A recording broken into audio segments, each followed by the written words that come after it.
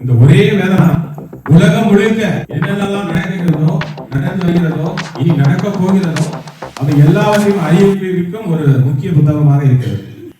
கேத்தலிக்ல சில பாரம்பரிய பழக்க வழக்கங்கள் இருக்குது தெரியுமா? ஜெபமாலை.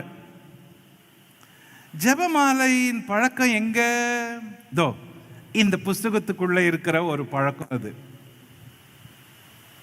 அதனால மீடியேட்டர் கிட்ட விண்ணப்பிக்கிறது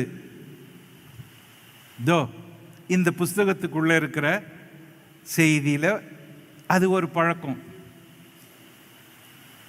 இன்னொரு பழக்கம் இருக்குது. இறந்த பிறகு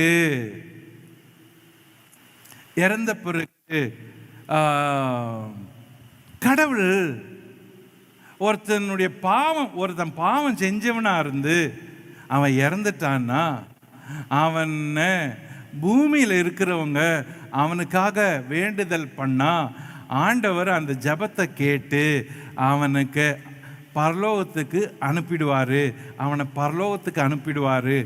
அப்படின்னு ஒரு நம்பிக்கை கேத்தலிக்ல இருக்குது. அந்த நம்பிக்கைக்கு பேர் என்ன தெரியுமா?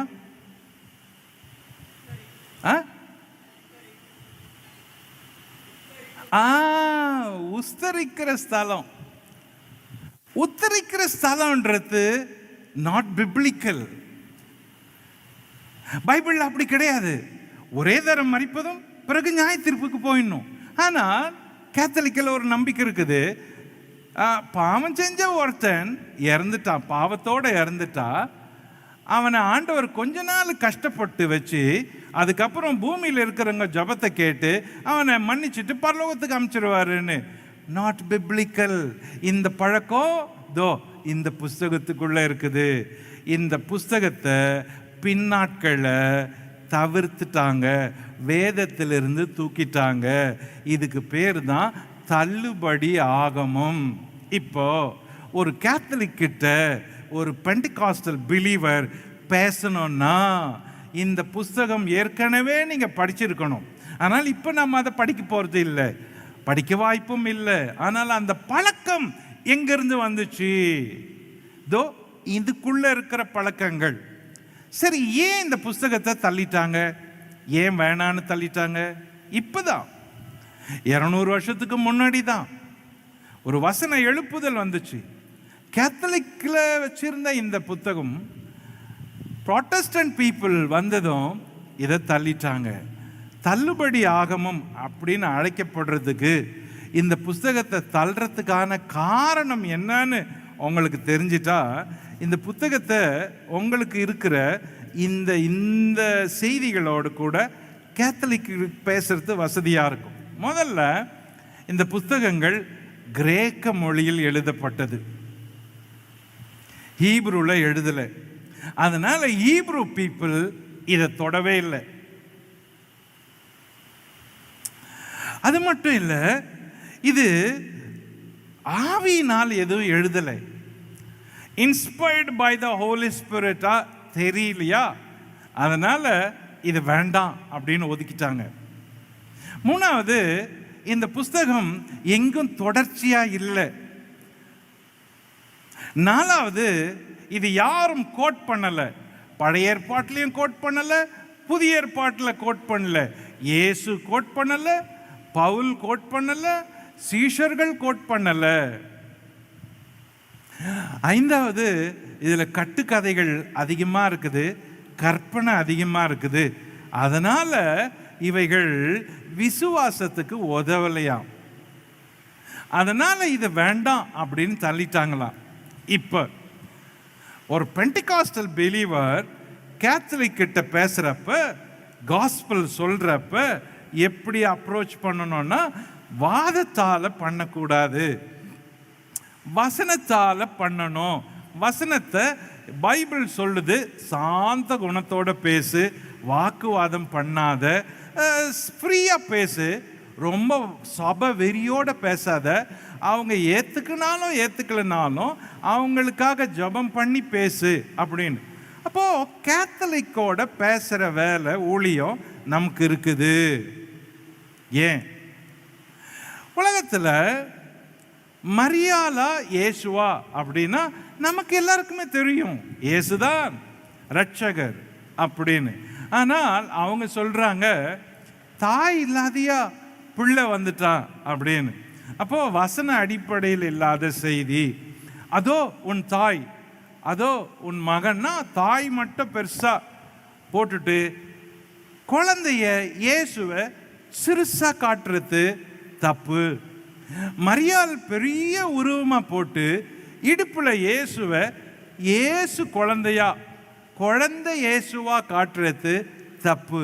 இது எல்லாம் வசனத்தின் அடிப்படை அற்றது. இதெல்லாம் வசனத்தை வச்சு பேசுறதுக்கு நாம நேரத்தை செலவிடணும். ஒவ்வொரு கேத்தலிக்கு கன்வெர்ட்டடும் கிறிஸ்டியன்ஸ், ஒவ்வொரு இந்து கன்வெர்ட்டட் கிறிஸ்டியன்ஸ், இவங்கெல்லாம் ரொம்ப கவனமாக ஊழியம் செய்யறதுக்கு வாய்ப்புகள் அதிகமாக இருக்குது. ஒவ்வொரு கிறிஸ்டியன்ஸ் இருக்கிறாங்களே, அவங்க இதை விட ரெட்டிப்பாக செய்ய வேண்டியது இருக்குது. ஏன்னா எவனிடத்தில் அதிகம் கொடுக்கப்படுதோ அவனிடத்தில் அதிகம் கேட்கப்படும். நீங்கள் பாரம்பரிய கிறிஸ்தவங்களாக இருந்தீங்கன்னா நீங்கள் அதிகமாக கணக்கு ஒப்புவிக்க வேண்டியதாக இருக்குது. அதிலும் பெண்டிகாஸ்டல் கிறிஸ்தவங்களாக இருந்தால், சத்தியத்தை 2 மடங்கு அறிஞ்சவங்களாக இருந்தால் இன்னும் எக்ஸ்ட்ரா சொல்ல வேண்டியது இருக்குது. இப்போது ஒரு கேத்தலிக் கிட்ட பேசணும், யார் தேவகுமாரன்? பைபிளில் இயேசுவை பற்றி புத்தகம் இருக்கா, மரியாளை பற்றிய புஸ்தகம் இருக்கா? இயேசுவை பற்றி தான் புஸ்தகம் இருக்கு, மரியாளை பற்றி இல்லை. சுவிசேஷ புத்தகங்கள் இயேசுவை பற்றி இருக்கா, மரியாளை பற்றி இருக்கா? இயேசுவை பற்றி தான் இருக்குது. இயேசுவை பற்றி முன்னறிவிக்கப்பட்ட தீர்க்க தரிசனங்கள் அதிகம் இருக்குதா? மரியாளை பற்றிய முன்னறிவிக்கப்பட்ட தீர்க்க தரிசனங்கள் அதிகமாக இருக்குதா? இயேசுவை பற்றி தான் தீர்க்க தரிசனங்கள் அதிகமாக இருக்கிறது. எல்லா தீர்க்க தரிசிகளும் வரப்போகிற இயேசுவை பற்றி சொன்னாங்களா, வரப்போகிற மரியாளை பற்றி சொன்னாங்களா? வரப்போகிற இயேசுவை பற்றி சொல்லியிருக்கிறாங்க. ஆதியில ஏதேன் தோட்டத்திலே இயேசு, அவர் உன் தலையை நசுக்குவார் தேவன் சொன்னது இயேசுவே.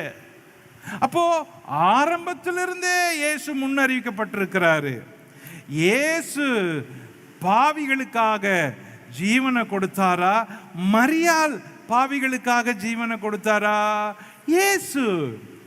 இயேசு ரத்தம் சிந்தினாரா, மரியாள் ரத்தம் சிந்தினாரா? இயேசு ரத்தம் சிந்தினார். நமக்காக ஜீவனை விட்டது இயேசுவா, மரியாளா? இயேசு. மரித்து அடக்கம் பண்ணப்பட்டு உயிரோடு எழும்பியது இயேசுவா, மரியாளா? இயேசு. திரும்ப வருவேன்னு சொன்னது இயேசுவா, மரியாளா? இயேசு.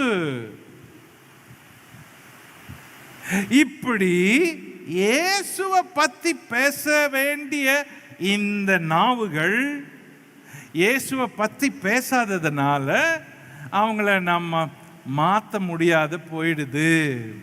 அப்போ பேசிக்கா என்ன ப்ராப்ளம்னா, நமக்கு பேச வரல, அவங்களோட பேச செய்தி இல்லை. அவங்களுக்கு சொல்றதுக்கு நாம படிக்க வேண்டியது இருக்குது. ஒவ்வொரு ஸ்திரீகளுக்கும் சொல்றேன், ஒவ்வொரு தாய்மார்களுக்கு சொல்றேன், நீங்க படிக்காதவங்களா கூட இருக்கலாம், ஆனா இயேசுவை பத்தி நீங்க கத்தோலிக்க மதத்தில் இருந்தப்ப எப்படி தெரிஞ்சு வச்சிருந்தீங்க, இப்ப எவ்வளவு உங்களுக்கு தெரியும்? இந்த இயேசுவை சாட்சியா நீங்க சொல்றதுக்கு படிக்கணும், அதுக்கு உங்களை எக்ஸ்பீரியன்ஸ் ஆக்கிக்கணும். அதே போல ஒவ்வொரு ஆணும் ஒவ்வொருவங்களும் அந்த மக்களோட பேசுறதுக்கு நீங்கள் நேரத்தை செலவிட்டாதான் இப்படிப்பட்ட செய்திகளை அவங்க கேட்கறதுக்கு உதவியா இருக்கும். ஆக இன்னைக்கு இவ்வளோ காரியங்களை நாம் படிக்க வேண்டியது, தெரிந்து கொள்ள வேண்டியது இருக்குது. பேசிக்கா பைபிளை படிக்கிற அந்த ஒவ்வொரு விசுவாசிக்கும் இவ்வளோ காரியம் தெரிஞ்சுக்க வேண்டியது இருக்குது.